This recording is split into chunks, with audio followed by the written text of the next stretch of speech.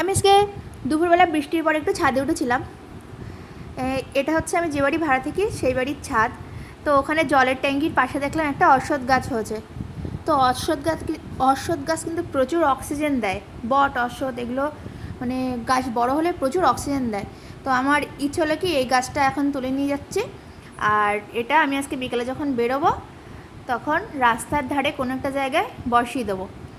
তো সেজন্য কিন্তু তুলে নিলাম। এবার গিয়ে স্নান করে খেয়ে দিয়ে আর কি বেরোবো। আর কিছু বীজও নিয়েছি ছড়ানোর জন্যে। বীজ কালেক্ট করা থাকে, সেই বীজ, নানান রকম বীজ আমি এখন সংগ্রহ করে রাখি। কিছু রাস্তার ধারে বীজও ছড়ালাম। আর তারপর এখন মেন রাস্তার ধারে কিন্তু এসে, যেটা হচ্ছে ন্যাশনাল হাইওয়ে, তার পাশে একটা ফাঁকা জায়গা দেখলাম। বাস স্ট্যান্ডের পেছনে বেশ একটু ফাঁকা জায়গা আছে, সেখানে অন্যান্য গাছও বসানো আছে। তো সেখানে আমি এই গাছটা এখন বসিয়ে দেবো। আর এটা সরকারি জায়গা, তো কোনো আপত্তি আসার কথাও না।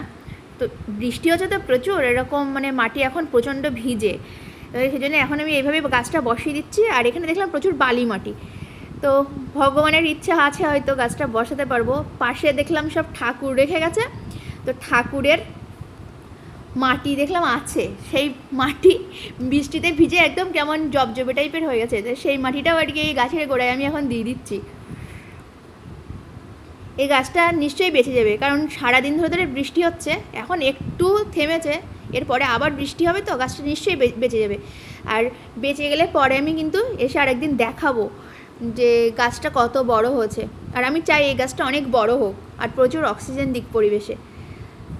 এরকম আমি চেষ্টা করবো আরও অনেক জায়গায় গাছ বসানোর।